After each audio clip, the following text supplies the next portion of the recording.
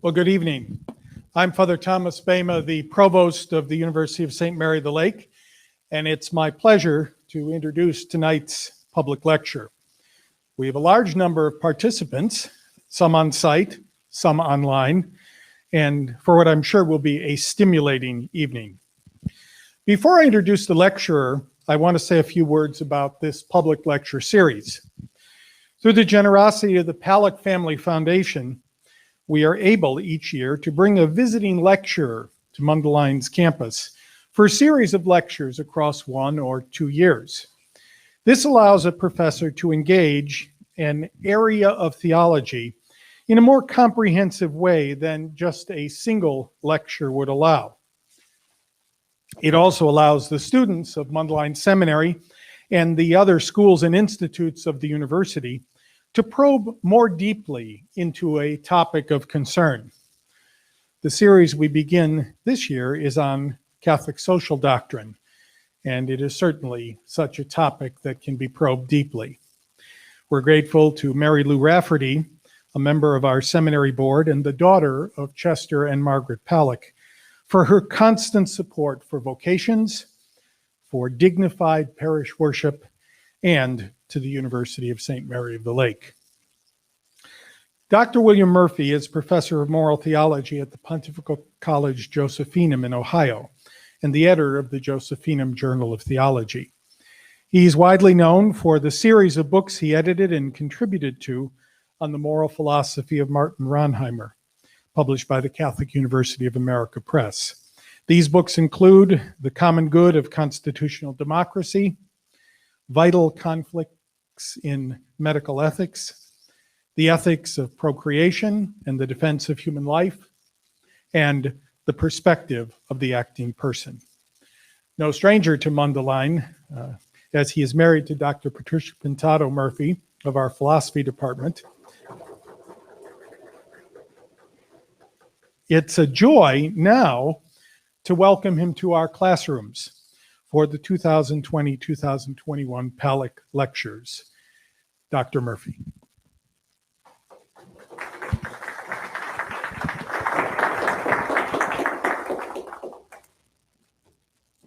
I'm greatly honored to give this Paluch Lecture, and I want to thank the Paluch family for their generous support of the church here in Chicago and of this ongoing series. I also want to thank Fathers Bema and Karchi and Cardinal Supich for the opportunity to speak with you this afternoon. Over the last several years, I've also looked forward to my many visits to Mundelein, as Father Tom already said, because I get to see my wife in her work environment, but also because it provides an opportunity to get to know many of the faculty and even some of the seminarians, and also to reconnect with some of you that I've known for many years. So from the title of my talk, Liberalism, Conservatism, and Social Catholicism for the 21st Century, ? You will notice that I've carefully avoided anything that might be a source of controversy or debate. So I've included in the structure of what follows some autobiographical points, both as a way of illustrating how my thought on these matters have evolved, and as a way of inviting a broader conversation in questions of sufficient complexity and importance to suggest humility regarding one's own views. My approach is inspired by the late 19th century and early 20th century social Catholics, beginning with Bishop von Kettler in Germany, whose example inspired various so-called study circles of laity and clergy throughout Europe, the most prominent among them being the Freiburg Union. These social Catholics, including the American Monsignor John A. Ryan, worked towards solutions to address the central social questions of the Industrial Revolution. This question concerned how to improve the dire situation of workers, one that had already led not only to the 1984 Communist Manifesto of Karl Marx and Friedrich Engels, but also to various insurrections throughout Europe that threatened social stability. These so-called social Catholics sought solutions by entering into dialogue with the main alternatives of their time. These included the socialists, who had gained broad support from the industrial workers by advocating for their rights. It also included the industrialists, who argued for laissez-faire economic freedom to run their business as they saw fit, And it also included, in the United States, the progressive reformers that we'll talk more about. My approach strives to follow the example also of St. Thomas Aquinas, who exemplifies a dispassionate and thoughtful consideration of the views of his most important interlocutors, both within the Catholic tradition and outside of it.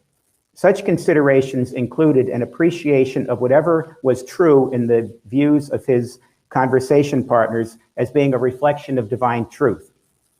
This appropriation of his interlocutors' insights into truth fed into Thomas's own response to the questions at hand, which typically advanced the state of the question by making distinctions and clarifications, and by ordering the insights he had gained within a broader sapiential vision. It seems to me that an authentically Catholic, Thomistic, and publicly reasonable approach to the most urgent social questions of our day, including violations of human rights, global warming, increasing inequality, ongoing systemic injustices, increasing tribalization, the breakdown of constitutional and global governance, all of these would benefit from a consideration of at least three overlapping traditions. These are, as my title indicates, political liberalism, conservatism, and Catholic social teaching. In what follows, therefore, I'll offer a brief engagement with key aspects of these three traditions in the hope of outlining a narrative that both illumines some of the most important issues at stake in our day and facilitates a further conversation. In the first of these parts, therefore, I will discuss some key points I have selected regarding the political liberalism that had gained a broad consensus in the post-World War II era into which I was born in 1962. In the second part, I will similarly treat what seemed to me the most important considerations regarding the conservatism that was coming into prominence with the Reagan administration when I initially entered the workforce in 1984 as a newly minted computer systems engineer with IBM. In the shorter and concluding third part, I will state a thesis and propose a challenge that I think follows from the first two parts. I will also outline some of the supporting argumentation. The thesis I will propose is that a reorientation of especially American Catholics to embrace a new social Catholicism for the 21st century offers the best hope for a future in which a renewed and unified church acting as salt and light in a world facing serious threats of a even dystopian future fulfills an indispensable role in fostering instead a broad collaboration to meet the existential threats of the 21st century. So the first part is addressing liberalism, and I put it under the heading of the past development, apparent triumph, and present peril of liberalism. And this section, I'm going to just read from sections of a longer treatise so that we have time for discussion at the end. So I'm going to just try to draw out the main points that you'll be able to see on the outline especially.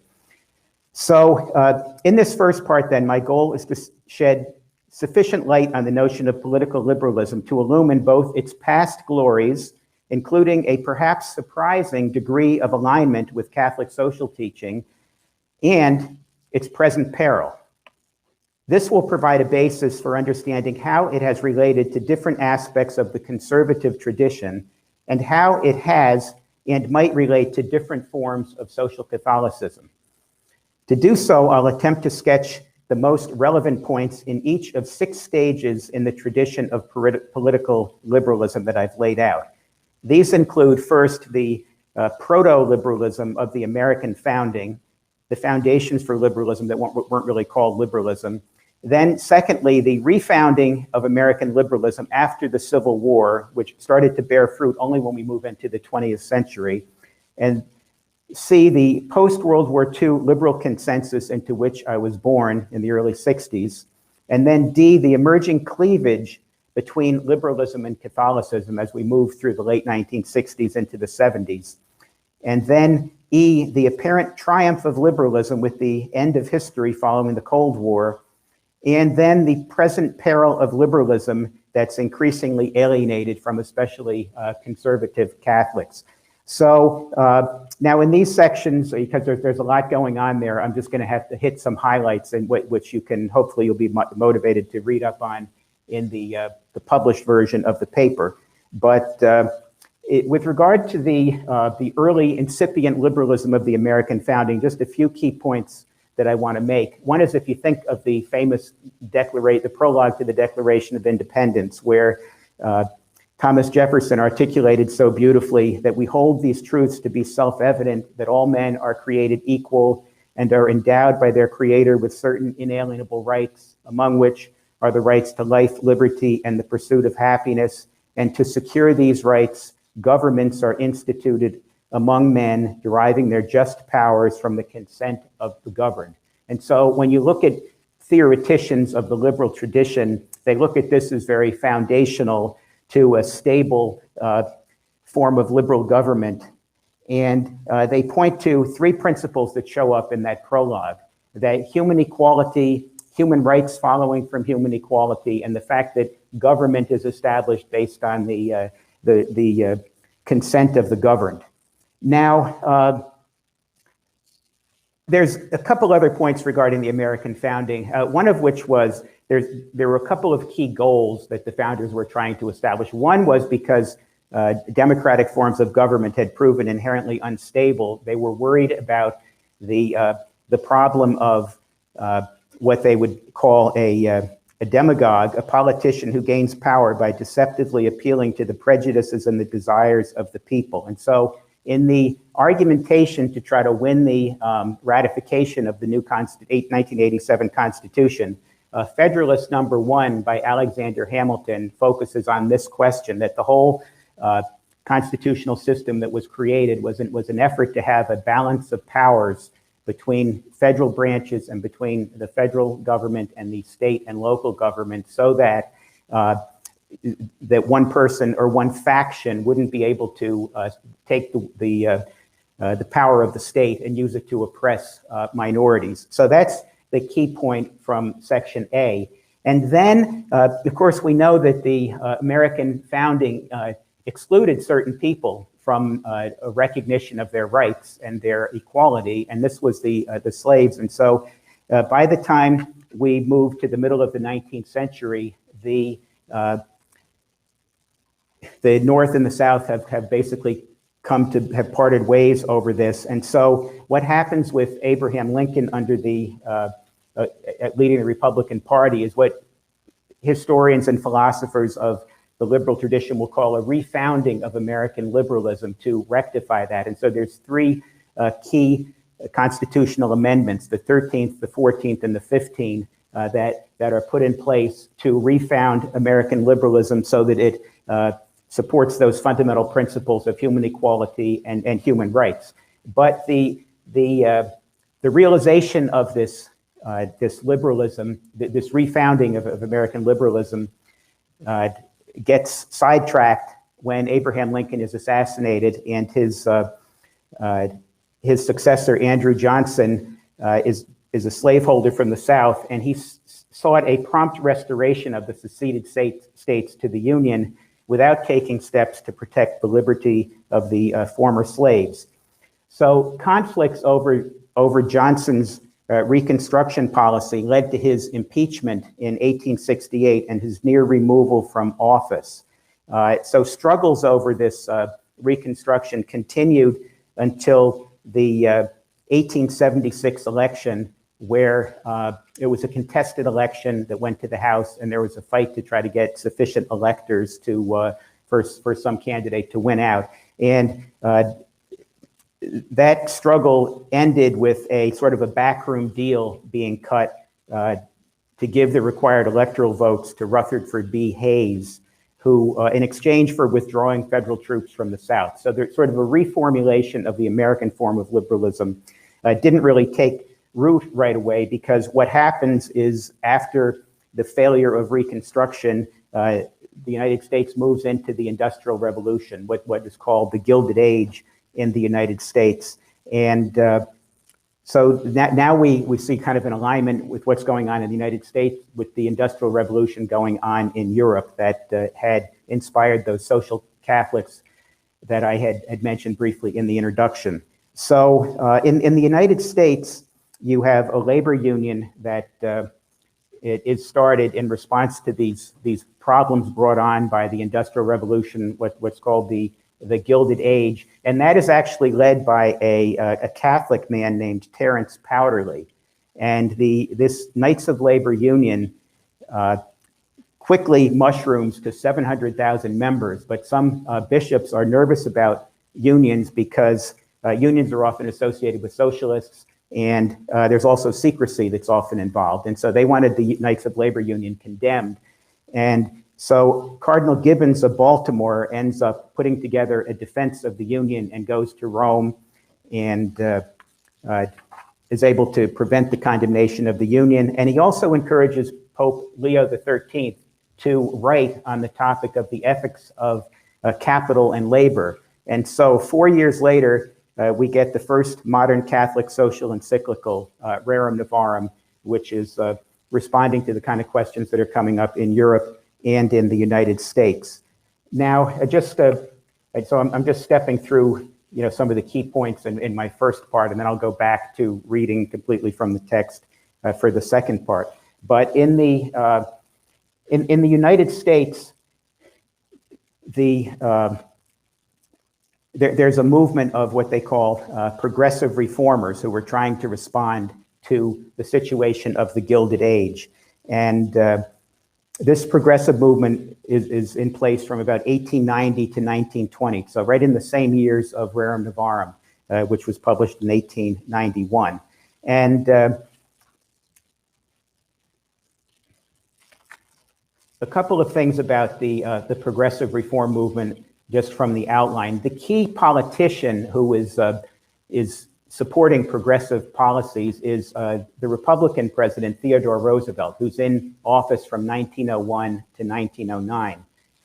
And he was very much known as a reformer. If you look up some of the political cartoons from the day, you'll see Teddy Roosevelt wielding a big stick. He's a trust buster. So the industrial trusts that had formed, the railroad trust, the steel trust, the coal trust, all these big institutions had basically purchased influence with Congress and government, and they were oppressing the workers. So Teddy Roosevelt was a reformer who was working to reform that social situation. Now, I wanted to say those things because that brings us up to the era of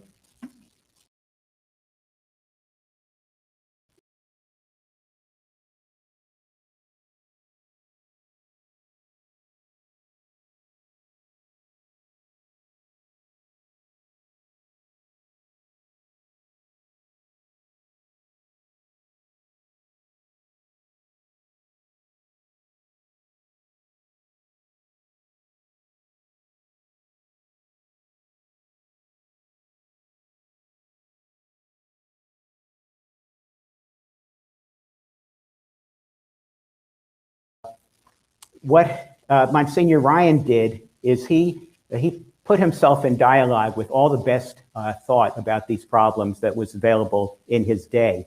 So there were Protestant thinkers, and there were the progressive reformers, and there was Rerum Novarum. And so Monsignor Ryan came out with his first major publication was about the living wage, in support of Rerum Novarum. He also wrote a work on distributive justice a little bit later. But the most important work, I summarize it on the middle of my first page of the outline here, he comes out with something he calls a program of social reform by legislation. And what he had come to realize is that the only way you were going to get the necessary reforms to protect the workers was through legislation. You weren't going to just get it done by labor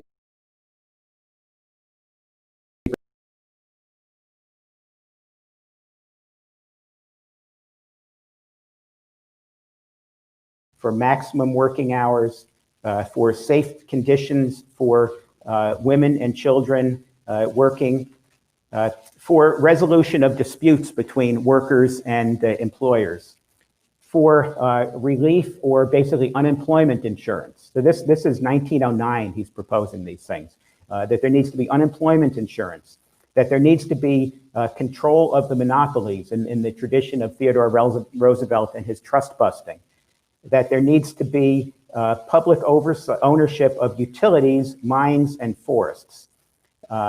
There needs to be income tax and inheritance tax. There needs to be regulation of stock exchanges and speculation. There needs to be taxation even on increased values of land, because he recognized that people who had acquired land were gaining great wealth just by sitting on it, and other people were, were excluded from benefiting from that. So he thought that there should be taxes on that. So Ryan is quite important because he becomes the primary influence for the social teaching of the U.S. bishops through the Second World War. And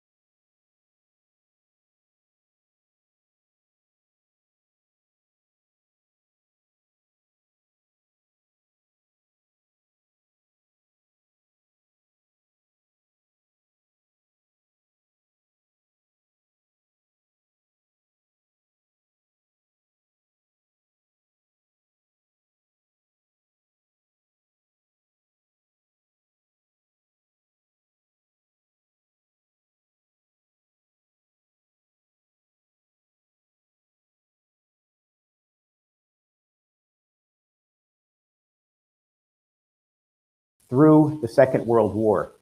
And the next point I want to briefly touch on is that what's going on in Rome with a more global perspective in the church.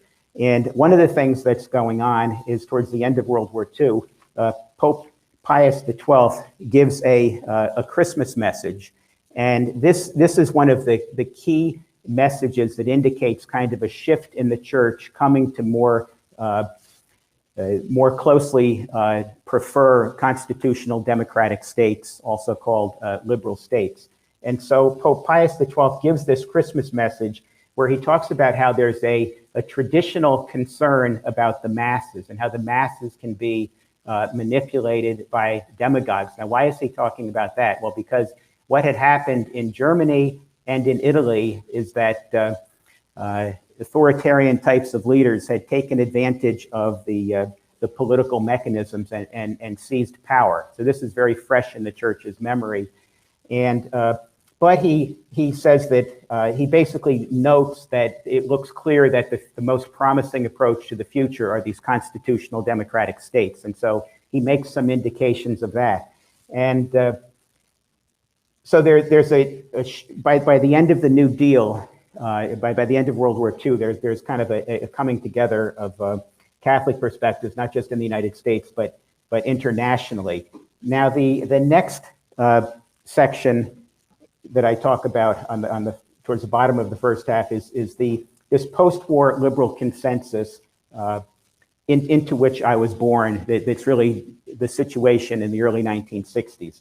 And this is, by the early 1960s, you have in the United States, John F. Kennedy, a Catholic, running for president, and he gets a 80% share of the Catholic vote. So Catholics are pretty much aligned for different reasons with that administration. And there's not only a high watermark of consensus among Catholics at this point, but there's also kind of a high watermark for what they call a mixed economy in the United States, where the mixed economy basically means that you have you have market activity to generate wealth, but the government also does things and provides institutions for education and infrastructure and regulation and oversight and such things. So that was there was a consensus about that the United States, the defender of the free, the liberal world, or the free in the sense of the free world, and that the United States has both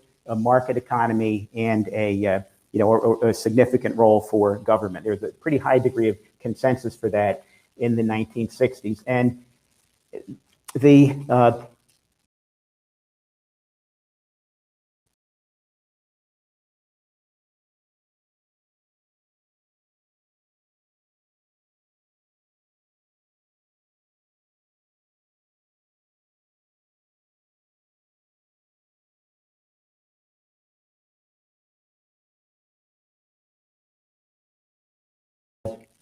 interestingly, as the work for civil rights really gets rolling in the mid-1950s, one of the key people on the Civil Rights Commission is Father Theodore Hesburgh of the University of Notre Dame. He's very prominent in that, and as the work of the Civil Rights Commission moves from the Eisenhower administration in the 1950s into the Kennedy administration, into the Johnson administration, Father Hesburgh ends up being sort of the key figure in helping to bring some consensus among the Republicans and Democrats who make up that Civil Rights Commission, so that they're eventually able to get civil rights legislation passed in the mid-1960s to kind of pick up on that refounding of American liberalism, so that the equality and the recognition of human rights extends to people who had been excluded.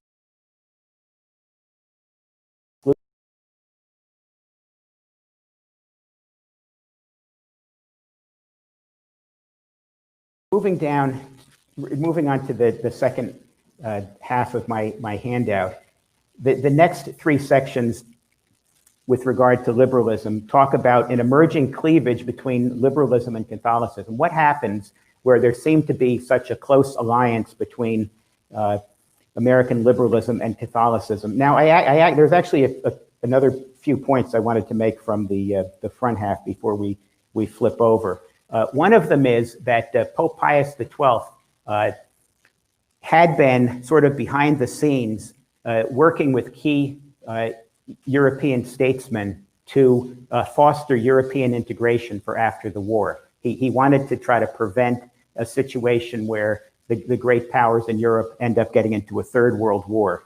So there are three Catholic statesmen towards the bottom of the first half there. There's a De Gasperi from Italy, there's an Adenauer from Germany, and a Schumann from France are three key Catholic founders who were very much inspired by Catholic social teaching, three Catholic founders of the what becomes the European Union, and they are influential in the initial founding of the United Nations.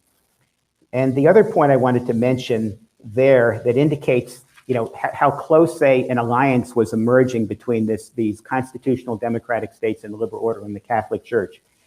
In 1948, one of the big accomplishments of the early United Nations was the Universal Declaration of Human Rights.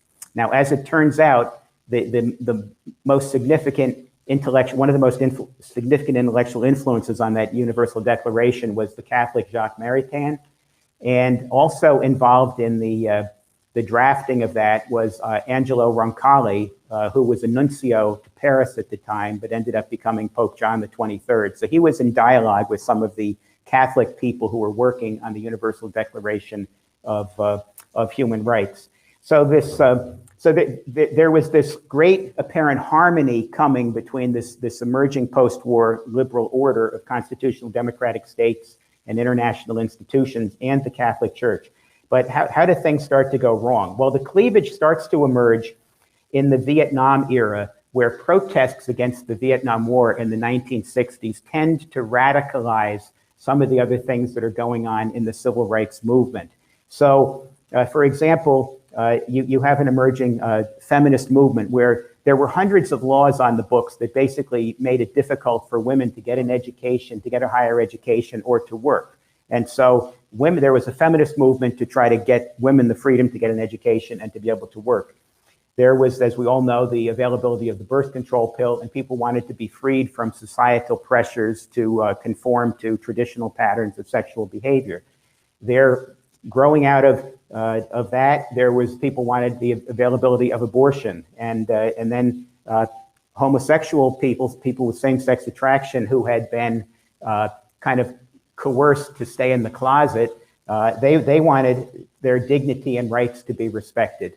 And so you have the emergence of some movements which have certain merits, but also have certain tensions arise with people who are more socially conservative, as Catholics, the Catholic tradition would incline. So what I mentioned on the handout is that there's emerging illiberal tendencies here, where from the left, people are going to force approaches or solutions on some of these disputed questions that don't necessarily follow from a discussion, free discussion, but are kind of forced on people. So you end up with sort of an emerging illiberalism of the left, which leads to more extreme positions on questions like abortion, where people want to fund it. Eventually, they want to make it an individual right, and then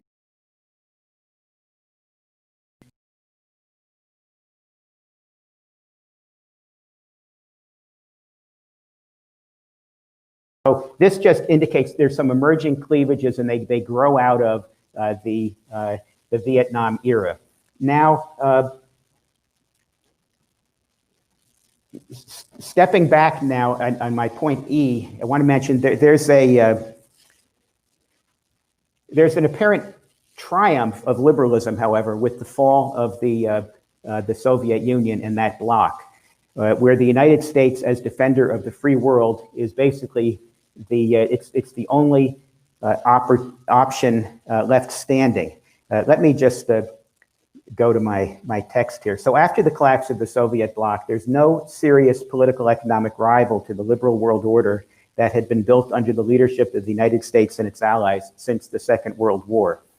One of the most frequently cited discussions of this historical moment was Francis Fukuyama's book, The End of History and the Last Man, which asked the question of whether the history of man's ideological evolution had ended with the universalization of Western liberal democracy. So you have an apparent triumph of Western liberal democracy with the fall of the Soviet Union. Now what I want to do is return to, I want to, let me just return to my text and bring out point F, the present peril of liberalism that had apparently achieved this great triumph in what we just talked about in section E. So the present peril of liberalism in alienation from Catholics, and especially conservative Catholics. Although a fuller consideration of the present perilous state of liberalism makes more sense after we treat the evolution of conservatism in part 2 below, I'll offer just a few points now in anticipation of where we're going to go. So the first is to reiterate that by political liberalism, I mean primarily constitutional democratic states and the rule-based international order that was designed to foster their fruitful coexistence. In spite of its overlap with some illiberal tendencies of the left that we have already noted and will further discuss below, this political liberalism has been central to the prevention of great power conflict for 3/4 of a century, which is an unprecedented historical achievement upon which the the survival of the human race depends in an age of widespread proliferation of nuclear weapons. Speaking as somebody who was a registered Republican for almost 25 years, partially over respect for life issues, but have been an independent for several years, my second point is that both American constitutional government and the liberal world order are in a state that can be described as teetering on the brink or on life support, to put it mildly.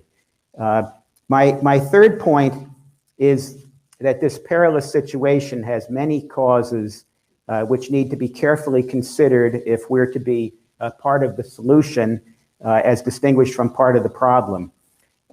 Some of these have been indicated above in what Catholics increasingly saw as an emerging illiberalism of the left, where the power of the state tends to be used to push Catholics off to the side or to turn the screws on them. So these tendencies have continued in subsequent years to include identity politics, campus thought police, or the cancel culture, which have contemporary conservatives feeling an illiberalism, or as one of the more prominent conservative commentators of our day, a man named Rod Dreher, if you've ever read the Benedict Option book or heard of the Benedict Option book, he puts it, that there's a fear of a soft totalitarianism of the left coming. So, these are the things that lead to kind of an alienation between Catholics and the left. And my fourth point is that this alienation is a grave threat to the institutions and freedoms of constitutional democratic states, and to kind of social cohesion, and to the rule-based international order, and also to the ability for the human race to meet the existential challenges of the 21st century, like global warming. So now I'm going to stick more closely to the text for my second part. So part two is on the origins, development, and present crisis of conservatism.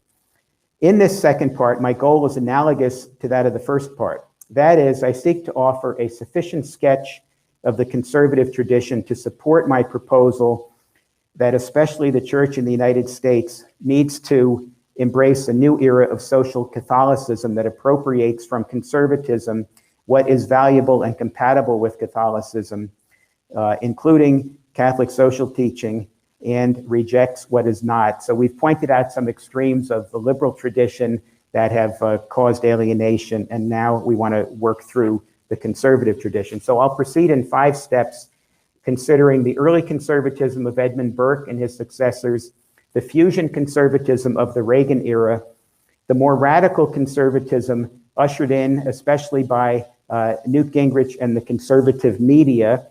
So now we get into some dicey topics, and the neoconservatism of the George W. Bush administration in collaboration with Catholic neoconservatives, also called theoconservatives, and then the present crisis and signs of promise among contemporary conservatism. I think there are, both, some real areas of turmoil and also promise and conservatism. So we'll end with that. So first, the early conservatism of Edmund Burke and his successors. As a preliminary definition, we can understand conservatism as a basic disposition to preserve valued institutions, traditions, or social conditions. It can be seen to arise naturally from human wariness regarding the uncertainty that accompanies change. And it has been occasioned by the increasing rapidity of social disruption that has followed since the unfolding of industrialization in the late 18th century and through recent decades of globalization. The Irish-born member of British Parliament, Edmund Burke, 1729 to 97, is often seen as the founder of the conservative intellectual tradition. Although he was a lifelong Anglican, Burke had a Catholic mother and thus an appreciation of the Catholic tradition. Although he was open to the social change that economic development was starting to drive, Burke Burke sought to correct what he saw as an excessive trust in reason and a corresponding dismissal of tradition that characterized the Enlightenment thinkers of the 17th and 18th centuries. In both of these ways, Burke's thought is amenable to Catholic sensibilities. Although Catholicism will also reject an excessive form of either a traditionalist ideology of insisting on something just because it existed in some point in the past, or the tendency to denigrate the power of human reason that we will see among more recent conservatives, including those who would reject overwhelming scientific consensus on key points. So Burke's early work on the sublime and on the beautiful was central to his efforts to correct these Enlightenment tendencies, namely to dismiss tradition or to put excessive confidence in reason. Whereas the Enlightenment political philosophy of Thomas Hobbes, 1588 to 1679, or John Locke, 1632 to 1704, built upon thought experiments regarding a hypothetical state of nature, Burke argued that such experiments led to neglecting the natural bases of actual human societies. These, he argued, result from the union of mothers and fathers in the natural institution of the family, whereas social contract thought experiments typically led one to neglect this reality and to embrace a false individualistic anthropology that denied the communal nature of human existence. Similarly, Burke insists that societies, therefore, need to be understood more as a living organism than as a collection of isolated individuals that arose from these thought experiments.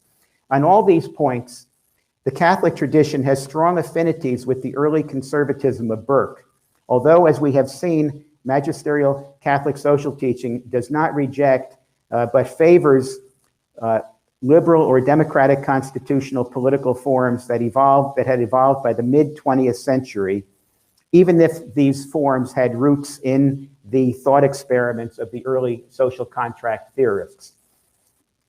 Burke's conservatism included, therefore, a presupposition in favor of preserving existing institutions, including not just the family, but the church and the aristocracy, the latter of which he saw as providing an invaluable force in moderating social change. Based on these intellectual foundations, he wrote his famous work, Reflections on the Revolution in France, in 1790, in which he predicted that the growing hostility of the revolutionaries to these institutions, especially the church and the aristocracy, would destabilize the monarchy also, would destabilize society and lead to disaster. When his predictions were quickly realized, considerable credibility and fame as a social commentator ensued, ensuring Burke's foundational place in the subsequent conservative tradition as it grew in Britain and in the United States. Whereas Burke was looking to preserve the British aristocracy and other basic institutions like the family and the church, subsequent conservatives can be identified precisely by the primary institutions and social conditions they sought to conserve, especially under the pressure of social change driven by unfolding market activities. As the Industrial Revolution progressed through the 19th century, businessmen typically wanted to preserve the situation in which they could run their businesses without government intervention or taxes. And those in more rural settings wanted to preserve the more communal and familial values that migration to cities was undermining. In the American South, property-holding whites wished to preserve the many privileges they enjoyed, including minority rule and cheap labor. A constant refrain from those who wrote about these social changes driven by the evolving economic developments was that they tended to erode the virtues and institutions on which society depended.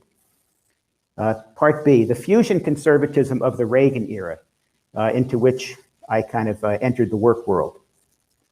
Given that so many of us who make up what we might call the institutional infrastructure of the church, the clergy, the academics, the committed laity, came of age and thus were shaped by the conservatism that came into prominence in this era, it is vital that we understand how it emerged, what its main characteristics were, and how it relates to what has followed. Several developments during the 1970s led to the impression that the country was on the wrong path economically, internationally, and socially, and set the stage for the solidification of a new conservative coalition by the early 1980s during the presidency of Ronald Reagan. Regarding the economy, those of us with a sufficient proportion of gray hair will remember the so-called economic stagflation that plagued several of the leading market economies from 1973 through 1982. Regarding international relations, especially as concerns national security, the country was dispirited by a sense of decline and fear following the loss of the war in Vietnam and Southeast Asia, and by Soviet military aggression in Afghanistan, along with covert activities in many countries, topped off by a failed attempt to rescue American hostages who were being held by Islamic revolutionaries at the embassy in Tehran, Iran. Regarding culture, there was a widespread concern among more traditionally minded Americans about various cultural developments, including rising divorce rates and breakdown of the traditional family unit, the drug culture, the ongoing sexual revolution, the legalization and proliferation of elective abortion, the movement for women's and gay rights. Although also significant was a reaction among especially Caucasian citizens against the forced busing that had been implemented across the country, which led to the so-called white flight from urban neighborhoods to the suburbs. These developments provided the opportunity for the establishment of a new governing majority from the various strands of conservatism that existed in the country. And this opportunity was seized upon by leading operatives, including the Catholic William F. Buckley Jr., who edited the National Review. This new conservative majority, what was subsequently called fusion conservatism, resulted from the joining together of economic, national defense, and social conservatives, and by the exclusion of extreme elements such as the white nationalists and the conspiracy theorists typically associated at the time with this John Birch Society. Regarding economics, this new conservative coalition advanced approaches that relied more heavily on the self-regulatory capacities of the market and sought to reduce the role of government, whether in social programs, regulations, or taxes. The various terminology to describe this new conservative economics included supply-side, market-oriented, libertarian, Austrian school, neoconservative, and ironically, neoliberal, referring to the laissez-faire approach that dominated in the era of social Darwinist ideology before the progressive reforms of the early 20th century and the rise of the welfare state. This new economic direction was the fruit of decades of work among opponents of the post-war welfare state with the mixed economy. Most famously, the Mount Pelerin Society that had been founded by thinkers including Friedrich von Hayek, the Americans James Buchanan and Milton Friedman, all of whom would have significant impact in shaping especially the American economy over the last several decades. Various Catholic intellectuals were both skeptical of the Keynesian mixed economy that the Catholic social encyclicals seemed to favor, and advocates of this more market-oriented direction. They made influential arguments in support of their views. By the time the US bishops published their pastoral letter on economic justice for all in 1986, its focus on building a just society that benefits everyone sounded obsolete to those who were enjoying a period of increasing economic prosperity that was being attributed to having freed the markets through reductions in taxes, regulations, and social programs. It will be over 20 years before objections to this new economics get a serious reconsideration, after decades of deregulation and cuts to the social safety net contribute not only to the Great Recession following the 2008 financial crisis, but also to a massive shift in wealth to the top earners and an accompanying growth in poverty and ensuing social decay that would internally destabilize Western democracies. Regarding foreign policy, this conservatism of the fusion era, the Reagan conservatism, embraced a significant increase in military spending and a policy of more firmly opposing Soviet expansion. Key interventions included the deployment of battlefield nuclear weapons to Europe, supplying arms to anti-communist forces in Nicaragua, and anti-aircraft missiles to Afghan forces opposing Soviet occupation. The conservative foreign policy of the Reagan era presupposed the importance of the international institutions of the post-war liberal order, including the NATO alliance that had deferred Soviet aggression in Europe, and the United Nations system, which had greatly expanded American soft power through a global array of allies who benefited from different aspects of the rule-based international order and international institutions. Also integral to this conservatism was the promotion of human rights. In this, it overlapped with key aspects of Catholic social teaching, which saw the promotion of peace as following from the dignity of the human person and the demands of justice, while also being the path to peace and order. Regarding the socially component, the socially conservative component of this fusion conservatism that solidified in the 1980s and influenced so many of us, an emerging coalition of evangelicals and Catholics was central. Although Catholics had been primarily aligned with the Democratic Party since the Progressive era reforms in the early 20th century, they were becoming increasingly alienated from it, especially as the Democratic coalition came to increasingly support initiatives to advance personal and sexual freedoms, whereas Catholics tended to see these developments as corrosive of the natural foundations of society in stable family units. With the 1972 Roe versus Wade decision of the Supreme Court, which essentially legalized elective abortions throughout the entire 9 months of pregnancy, the decisive issue around which this coalition would form was in place.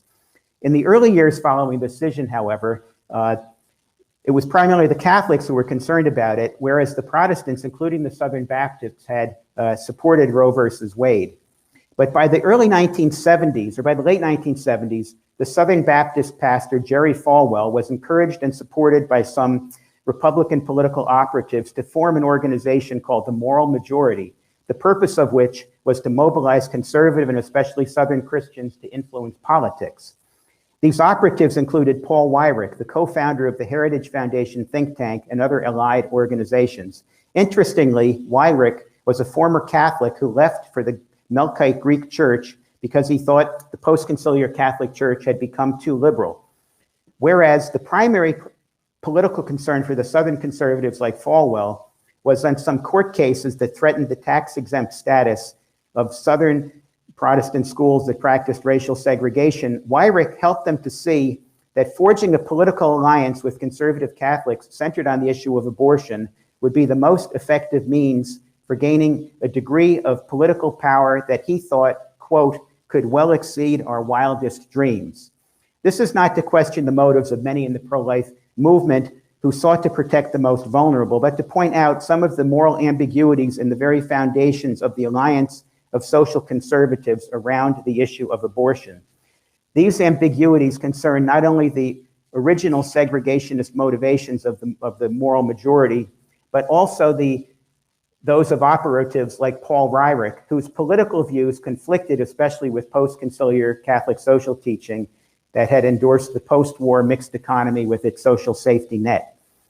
With the completion of the Reagan presidency followed quickly in January of 1989, followed quickly by the collapse of the Soviet Union and the prompt end of the Cold War under his former vice president, George H.W. Bush, those of us who had come to identify as conservative Republicans were confident in our politics, in the future, and in the prospects for a new flourishing of Catholicism under the inspirational leadership of Pope John Paul II. A book that captured the spirit of the time was The Catholic Moment, The Paradox of the Church in the Postmodern World, by a recent convert named Father Richard John Newhouse. As suggested by the title, the book makes a winsome case for how Catholicism, drawing on the achievements of the Second Vatican Council and the leadership of Pope John Paul II and his lead collaborator, Joseph Ratzinger, was uniquely positioned to provide a leading role, not only in a more united and interreligiously attuned Christianity, but a religiously informed public philosophy with great relevance for the era in which global consensus for liberal, that is constitutional democratic government, was reaching new heights. Now, what I'm going to need to jump ahead a little bit here, but what ends up happening after the presidency of George Herbert Walker Bush is that Bill Clinton is elected president, and he's really seen as exemplifying the hippie generation as kind of a pot-smoking, draft-dodging, womanizing liar. And so he ends up, the Clinton administration coming into power in 1992 ends up really being a consolidating force for this emerging conservative movement that involves Catholics and evangelicals together. And here's where you get the explosion of talk radio. So in my next section, I talk more about the, I'm going to need to go till about 5 after to get my main points in here. What I talk about in the next section is the rise of the more radical conservatism under Newt Gingrich. I want to just make sure I read the Newt Gingrich section because it's important. The rise of radical conservatism, Newt Gingrich, and the rise of the conservative media. So a corresponding and equally important development that crystallized during the early 1990s was the emergence of a more radical form of conservatism, especially under the influence of Newt Gingrich, as detailed in a piece published in 2018 in The Atlantic by McKay Coppins. As Gingrich explained to Coppins, his approach to politics traces back to his fascination with animals and the ferocity of the struggle for existence as seen in one of his favorite books, Chimpanzee Politics by Franz de Waal. This book develops the thesis that human politics is a development of the brutality and ugliness seen in rivalries among communities of chimps. On this basis, Coppins draws out how Gingrich pioneered a style of partisan combat replete with name-calling, conspiracy theories, and strategic obstructionism that poisoned American political culture and plunged Washington into permanent dysfunction. It's not just Newt, but he was decisive. Although many, and I was supporting this at the time, although many of his conservative Republican colleagues had valued an earlier era of relative bipartisan comity to get the nation's business done, the fact that Gingrich's tactics were effective in gaining political power eventually won the day. One of the most important aspects of Gingrich's program was the way he also taught his colleagues how to implement his approach. To do so, his GOPAC Political Action Committee developed and distributed a pamphlet called Language, a Key Mechanism of Control, in order to train Republicans how to talk like Newt. This meant to use a lexicon of positive words for themselves and their initiatives, such as freedom, liberty, prosperity, moral, principled, responsible, and to use negative ones for their opponents, including liberal, which now becomes almost an expletive, pathetic, sick, shallow, radical, self-serving, traitorous, corrupt, obsolete, competent, failed, greedy, or bizarre. Coppins describes Gingrich's view as of their 2018 interview of the current wreckage of American politics as gleeful, because he approves of the fact that the old order is dying and the system isn't working, and he thinks it's great that we have this situation of chaos. So having what I trace out in the next section, next couple of sections, I want to talk about the conservative presidency of George W. Bush, very much in line with the Catholic neoconservatives who become associated with the First Things Journal. And the key point that I lead to in that section is that if you think of those three foundations of fusion conservatism, the free market emphasis on economics, the sort of military assertiveness, and then the social dimension, by the end of the Bush's second term, the military assertiveness had led to the Iraq invasion, which had ended in a complete disaster. The deregulatory scheme was seen to be a significant contributor to the financial crisis, which was threatening the global environment, and the social conservatism was in panic because the public opinion was moving significantly in support for things like gay marriage. And so if you read the literature among conservative scholars at the time, at the end of the George W. Bush administration and the beginning of the Obama administration, fusion conservatism is considered to be dead, and people start talking about zombie Reaganism. If you read the Rod Dreher or some of the conservative thinkers, they'll talk about the free market elements of this as really, people still try to promote this, but it's kind of like a walking deadness. So in my section E, I talk about some promising developments in the conservative movement and not just problems with it. The author, Yuval Levin, indicates kind of a conservatism that's focusing again on the importance of institutions, not just institutions of the family or the church, but also the importance of public institutions, that conservatives need to move away from wanting to deconstruct institutions because they're not going our way, but instead to inform them and to shape them. So that's a very respected contemporary conservative author who is pushing in some directions that are very fruitful. Regarding foreign policy, there's a conservative Catholic author named Andrew Bacevich who offers a compelling break from the militarism upon which neoconservative Catholics of past decades had broken from the approach to peace and war of the magisterium since John the 23rd. Regarding, and I mentioned some other promising things in the conservative era also, but now I want to read my conclusion, which will take about 5 minutes. This will be brief. So in my talk, I proposed a reorientation of especially American Catholics to embrace a new social conservatism, a new social Catholicism for the 21st century, and that offers the best hope for a future in which a renewed and unified church can act as salt and light in a world facing serious threats. And so what's the key argument for that? Well, I haven't sought to argue comprehensively for this thesis, which is well beyond the scope of what can be done in a lecture of this length, but to share my attempts to sketch the broad outlines of a narrative that would be an important part of such an argument.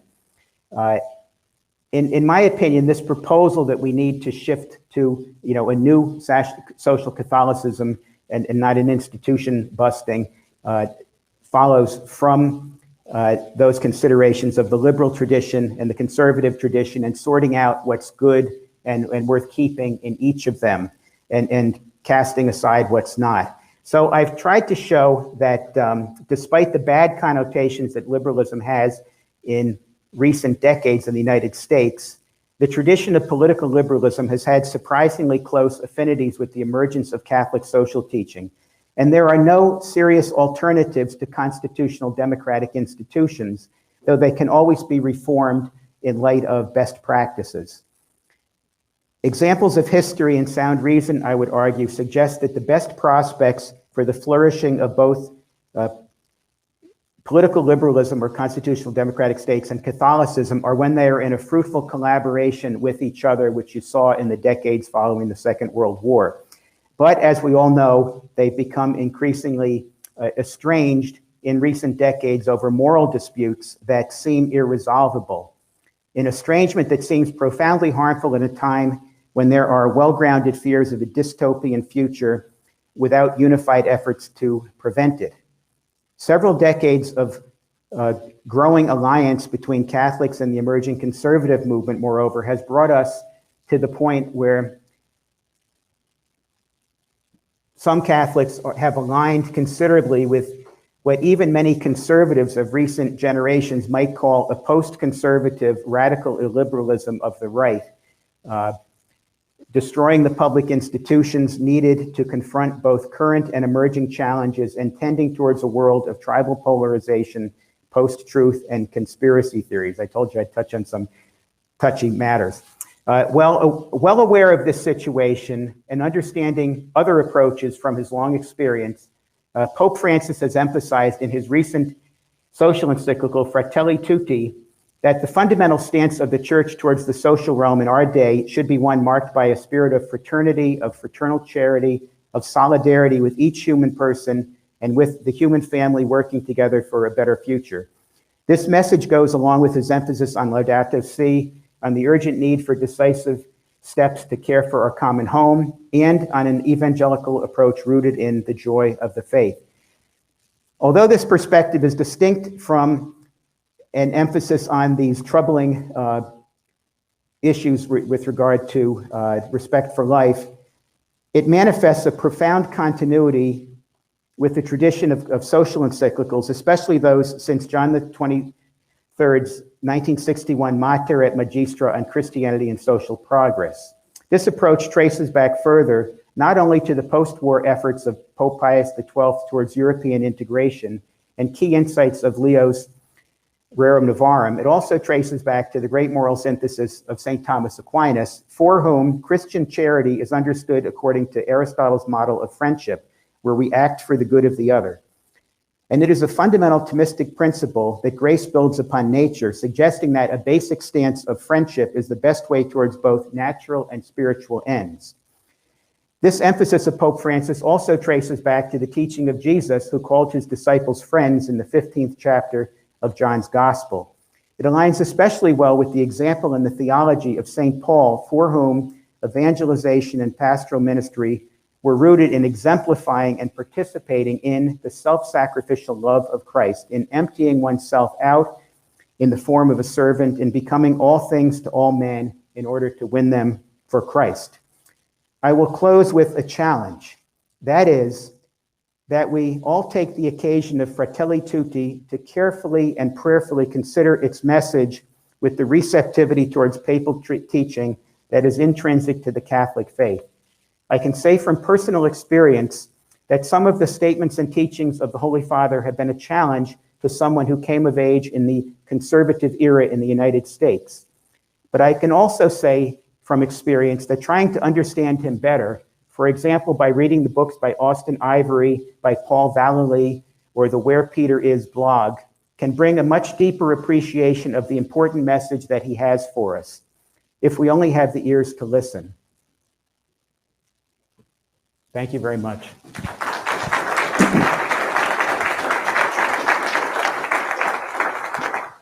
Okay, we have a little bit of time for questions, and these have to be true questions, not statements. Also, because we are not all in the one room, what we'll have to do is when you ask something, I'll have to repeat it. Because they won't be able to hear you, and because of COVID, I can't pass the microphone around. So if anyone would like to pose a question for Dr. Murphy, please indicate so.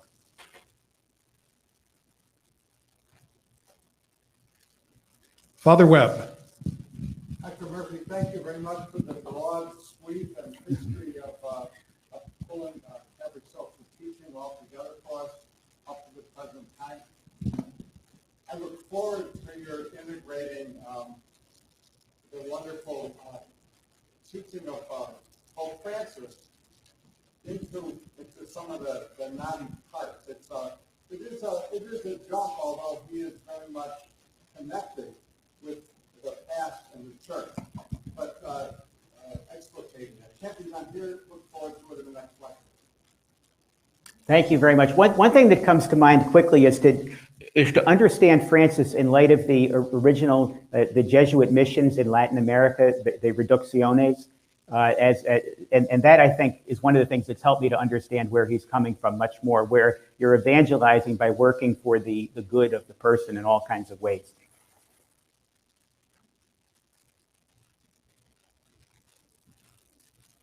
Yes, go ahead. Yeah, you. Well, you say we're going to dive into dicey topics. No, I dug right into them.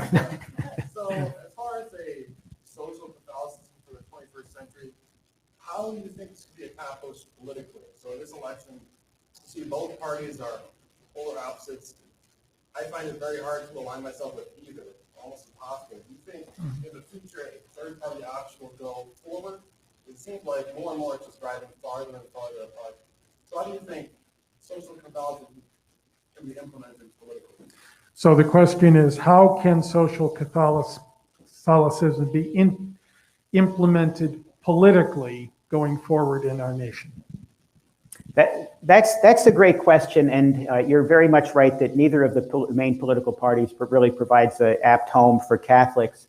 There are people who are advocating a new solidarity party that has a platform that looks much more attractive, and perhaps a better option will emerge. But I think if we look back to John Ryan as example, he initially came of age collaborating with the Teddy Roosevelt administration, which very much aligned with the reforms needed in light of the Industrial Revolution. But then he's later aligned with the Roosevelt administration, which is a democratic institution. He was aligned with them because both institutions both parties were able to help him advance goals that would align with Catholic social teaching concerning the common good and the dignity of the human person and justice and such things. So I think we have to be, I think it's helpful to be detached from parties and to focus on working for the common good. And whoever we collaborate with, we can collaborate with.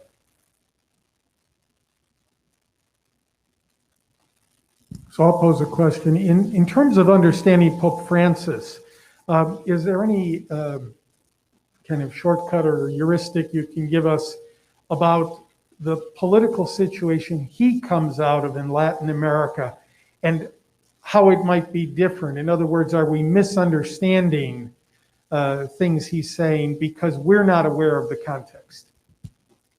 Well, I think he's deeply formed by the experience of the Jesuit missions in Latin America and how they initially went and really built incredible Christian communities, and then but they had to struggle against oppressive forces that wanted to enslave people and profit off of them. And so he sees that in the history, and he grows up in a Latin American context where there's really grave social injustices that are systemic. And so when he looks at countries like the United, so he basically is naturally siding with the oppressed people, which I think is a good place to be. That's where all the social Catholics really were. His rooting is with oppressed people in Latin America. Archbishop Kettler was the people in Germany. The social Catholics, the people throughout Europe.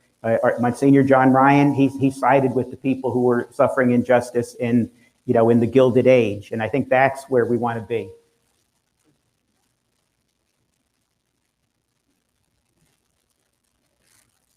Other thoughts to explore?